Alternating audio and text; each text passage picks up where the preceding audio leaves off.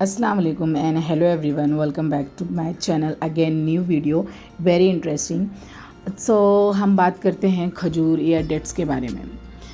अब प्रेगनेंसी एक ऐसा मरहला, ऐसा एक पीरियड होता है कि जिसमें हमें बहुत सारी चीज़ें जो नहीं कभी पसंद आती हैं वो भी हमें पसंद आने लगती हैं, और कभी ऐसा भी होता है कि हमें जो चीज़ें बहुत पसंद है वो हमें छोड़नी पड़ती हैं किसी की कंडीशन की वजह से नहीं, हमारे वो हार्मोन्स की वजह से, हमारी क्रेविंग की वजह से, या हमें नहीं पसंद है वो ऐसा कुछ। और सम कंडीशंस ऐसे भी मेडिकली होते हैं कि हमें वो छोड़ना, स्किप करना पड़ता है। बट अगर आप डेट्स को लेकर चलोगे प्रेगनेंसी में, आप अपने डॉक्टर से एक बार कंसल्ट कर लीजिए, या अपने जो हेल्थ केयर है उनसे कंसल्ट कर लीजिए कि मुझे कितना कब कौन से पीरियड में लेना है। बाकी अगर मैं मेरे एक्सपीरियंस की बात करूं तो मैंने डॉक्टर से भी पूछा हुआ था, और मुझे मेरी मम्मी ने भी बताया हुआ था, और हमारे रिलीजन में भी है। और इनके खजूर के ऊपर एक वाक़या है बहुत अच्छा सा, सूरह मरियम में। तो वो भी मैं पढ़ा करती थी और उनसे भी मैं इंस्पायर हुई थी। तो मैं खजूर ऑलमोस्ट, जब मेरी फर्स्ट ट्राइमेस्टर था, मेरा फर्स्ट मंथ था, तो मुझे मीठा इतना ज़्यादा पसंद नहीं, लेकिन फिर भी मैं ज़बरदस्ती उसको मैंने डेली रूटीन बना कर रखा था कि मुझे ये खाना ही है, कैसे भी करके, नहीं पसंद है तो भी मुझे खाना है।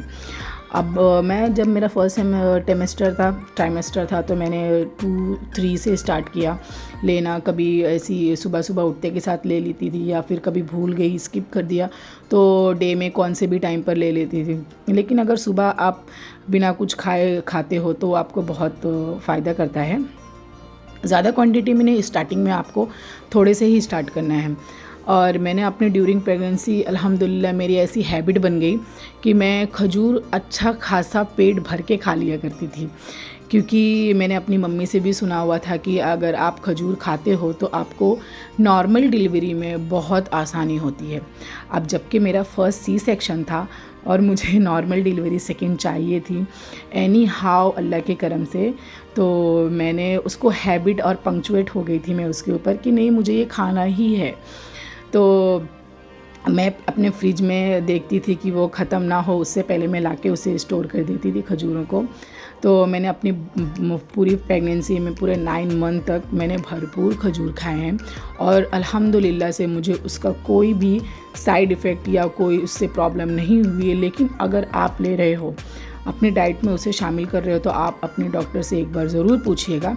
बाकी अगर आप नॉर्मल हो और आप खा सकते हो, आपको स्वीट्स पसंद है, तो आप ये शुगर है, चॉकलेट्स है, इनको स्किप करके आप खजूर या फिर आप जैगरी, गुड़ वगैरह को खाइए, क्योंकि इनकी तासीर क्या होती है, इनका जो परफॉर्मेंस होता है ये थोड़ी हीट प्रोड्यूस करती है। जो खजूर होता है वो अपने बॉडी के अंदर थोड़े हीट प्रोड्यूस करती है।